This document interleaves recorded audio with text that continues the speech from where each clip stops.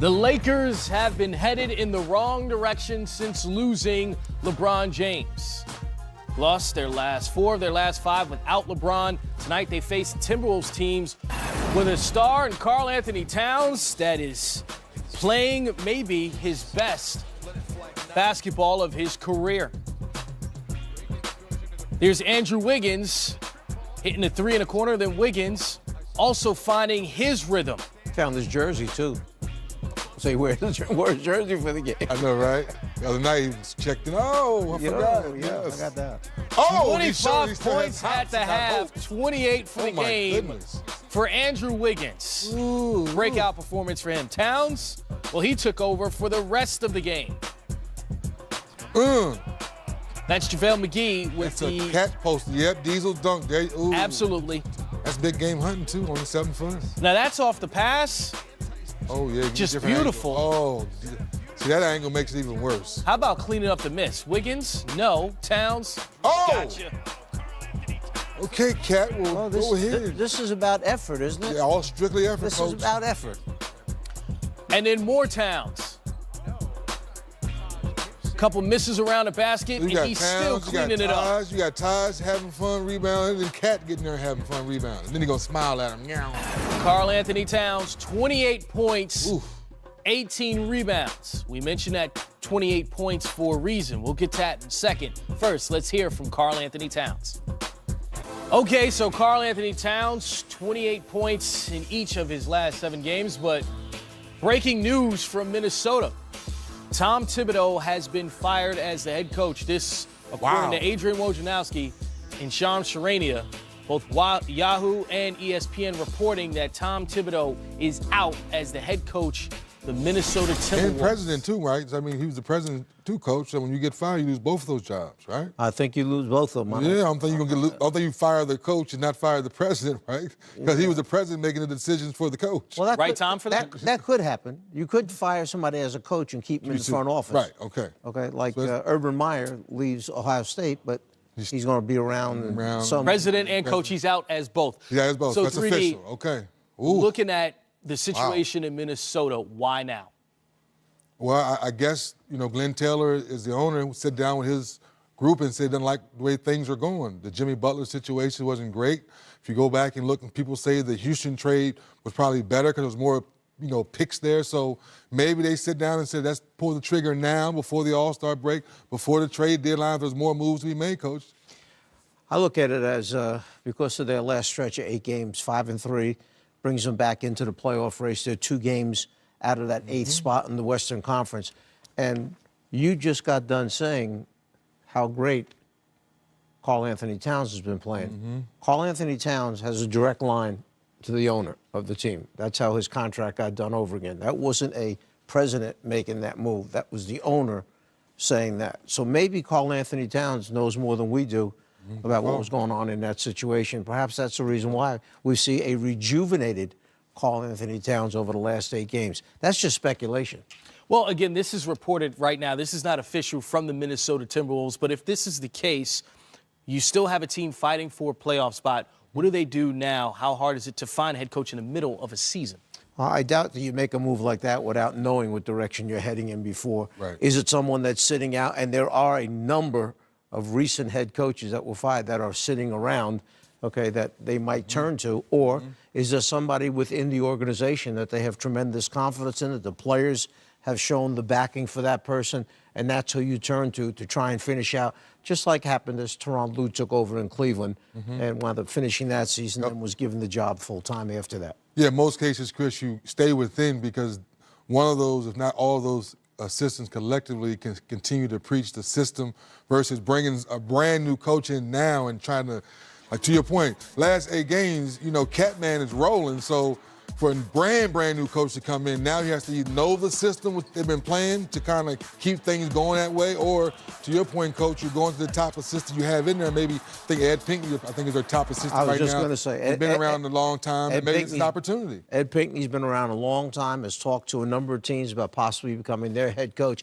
He's been by Thibodeau's side for a long, long time, and he's kind of been the go-between between players and coaching staff. Why not give him a chance? If I think he deserves it. I think he deserves it. So it's be interesting. So apparently Ryan Saunders is reportedly going to fill in on an interim basis as a coach there in Minnesota. So when you hear that name, what's the first thing you think about, Coach? Think of his father, Flip. Yep. Okay? This young man grew up in a basketball household, and everyone who has worked with him has nothing but really good things to say about Ryan. So if that's the direction they're going in, you know he's going to work. You know he knows the game of basketball, and he obviously must be able to relate to the players because of the positions they've put him in within the organization. So if he's getting that shot, you wish him well, and we'll see the job he can do. Ryan's been around from day one, to your point, Coach, as a kid. The one short year I was there, he's always been one of those kind of kids that's related to the players. He's been with the organization. He knows where all the, as they say, where all the bodies are buried, so to speak. So I think he can fit in right away. And I think Cat and Wiggs and all those young guys that are there now, I think they would accept it as well. More on this situation as it progresses. So we see Tom Thibodeau reportedly out as the head coach there in Minnesota and also as president. Hey, shake it up, shake it up, shake it. Orlando and the LA Clippers. Tobias Harris won Aaron Gordon. Good start for Orlando. And whenever you get in the open court, DJ Augustine, you know who he's looking for. You're looking for that guy that jumps to the moon. Absolutely. Then it's Jonathan Simmons. You know, it's good to see Orlando playing defense and running the floor. Yes, with all that length they had, they need to be blocking shots like that. Is that Mo Bamba? Oh, no, that was Isaac said, get that shot out of here. Clippers getting back into it. They're poised. Tobias Harris, one of those poised players, hitting the mid-range. Then Danilo Gallinari, another one of those poised players. 19-4 run for the Clippers. Amazing when Gallinari stays healthy, how his teams can wind up winning games. That's right. Certainly played just 21 games last year, has been around this season. And Aaron Gordon, you know not to jump with him when he's flying through the paint like that. Wise decision. Yeah, you got to rotate quicker, Chris. Clippers keeping it going in the second half. There's Tobias getting a touch. Then Montrezl Harrell. The Energizer Bunny. Flexes his muscle. Old school, no? Yeah, Coach, he's old school. You love that. Oh, come on, man. He's not drifting out there to the three-point line. Then Lou Williams pushing the pace. A lot of Clippers highlights here, and you see that lead escalating. 15 points now, up that count to 17. Tobias Harris, 28 points, 9 rebounds. The Clippers get the win, 106-96. Brooklyn in Chicago. Jared Allen is a guy blossoming in front of our eyes. It's not just that afro. It's the offense and the defense. Well, there's the O. We call it Afro power. Blocking shots, dunking on people. Get that shot out of here, Afro power. He's earning that reputation on a defensive end. Listen to me, all the things that Rudy Gobert has done in the previous years to earn his name, he's starting to do the same thing now. And 19 points and 2 He's only blocks for 20 Allen. years old. Just getting started, Coach. Yeah. He's just getting started. Speaking of which, D'Angelo Russell knocking it down, and Damari Carroll doing the same, 20 points The veteran. for Damari. The veteran still getting it done.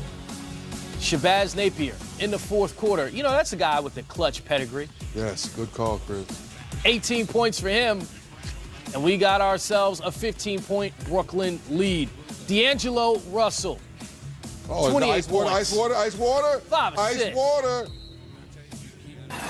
Brooklyn gets the win, 117-100. Look at their record now, 20-21 in contention, competing in the Eastern Conference. Here's D'Angelo Russell following another win. And there's a game we're here to get you ready for. We the North, the Toronto Raptors and the Indiana Pacers, they tip off right here in just a few minutes. Down to 3, down to 2, it's a 3. Good! Good! He got it! James Harden, a flamethrower! Incredible shot! Indeed it was, but check out this incredible quote from Daryl Morey. The Rockets GM says James Harden is the best offensive player of all time. What about Kareem, Michael, Kobe, guys like that? Brendan, is that hyperbole to say that James Harden is the greatest offensive player of all time? I think it would be a better quote if you said he's the best offensive player of maybe this season, or maybe he's the best offensive player of this range, of this time period. But all time, I think it's very hard when you talk about what Kareem Abdul-Jabbar was able to do, when you talk about what Michael Jordan was able to do. These guys were, Mike, especially Mike, he had plenty of seasons where he was over 30 points per game, between 30 and 35 points, and shooting incredible percentages along the way. I think from a one-on-one standpoint, when you look how physical the game was back in the day, Michael Jordan, to me, is still the best individual offensive player of all time. And if you put him in today's game where you couldn't touch him, I think that he would be even better. And it's hard to imagine Mike being even better, but he played through the bad boy Pistons and those Knicks teams that were really, really physical. You can't touch people now. He would have lived at the free throw line also, and he would have been able to get his game off in the mid-post. I think the most accurate version of that quote may have been, he has been put in position to be the most prolific offensive player in the regular season. And I think that's possible. I think you could argue that. I think there are a lot of different statistical metrics you could use to say he has been put in position to be the most prolific. But to say you're the best offensive player of all time, like you said, if I take Michael Jordan, I put him in this era, and I tell him to do the things that they're asking James Harden to do, it's possible he grows and evolves into doing that at an altogether different level. You just don't know. But I certainly think he's been put in position. He's been really empowered, frankly, to take what used to look like horrifically bad shots. Mike D'Antoni is very comfortable with him taking those shots, and because they're running their entire offense through him, he goes 17, 18 seconds on the shot clock and then goes to a step back three. By the numbers, he only has to make a certain number of those to be the most prolific and efficient offensive player. That's fact. It's not a lot of fun to watch. He's awfully. Oh, let's start the debate. Time out, Griff. I'm not gonna let you come up here and slander James Harden's game. No slander.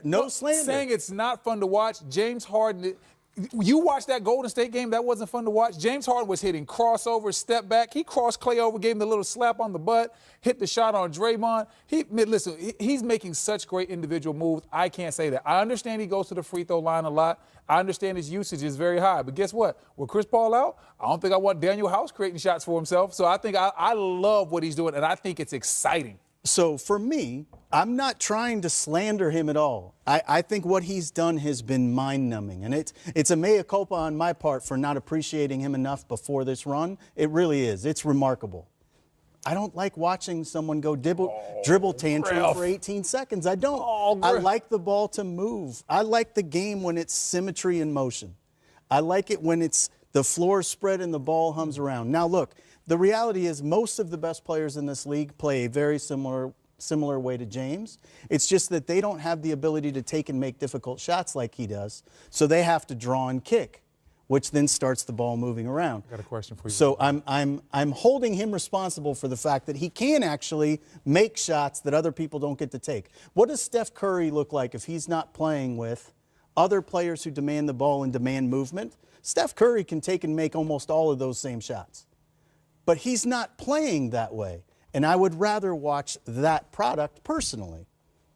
And I think that Steph Curry can play a different way, and he can play a different style because he gets absolute spacing when you talk about Klay Thompson and when you talk about those other players out there, Kevin Durant. He doesn't have to play that way. James has to play that way. Similar, my question was, when you say you don't like James Harden's style playing that way, it's the exact same style LeBron James had last year when they went to the finals. Right, but guess he's what? drawing and kicking. But who else was LeBron? Was LeBron going to let Jordan Clarkson take him to the playoffs? No, that is a recipe. Totally get it. That is a recipe for failure. I think that James Harden, he does have high usage, but guess what? I think a lot of guys have high usage in this league. And when you look at Houston's team, especially right now with what they have with Chris Paul being out, I think he has to play like this, and I love seeing it, and it's been successful. We just saw LeBron go to the finals last year, basically with him and 4 Rocks starting.